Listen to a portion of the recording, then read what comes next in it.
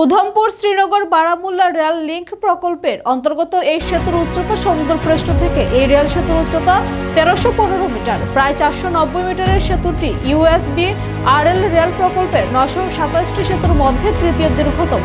নির্মাণ এবং প্রয়োজনীয় পরীক্ষা নিরীক্ষার কাজ শেষ হয়ে গিয়েছে ইতিমধ্যেই। আগামী 19 এপ্রিল প্রধানমন্ত্রী নরেন্দ্র মোদী জম্মু ও কাশ্মীরের রিয়াসিতে বিশ্বের সর্বোচ্চ রেল সেতু উদ্বোধন করবেন। সোমবার এক কথা জানিয়েছেন কেন্দ্রীয় মন্ত্রী তথা সে রাজ্যের বিজেপি নেতা জিতেন্দ্র সিংহ। ওই রেল সেতু তৈরি করতে আনুমানিক 28,000 কোটি টাকা খরচ হয়েছে বলে রেল মন্ত্রক সূত্রের খবর।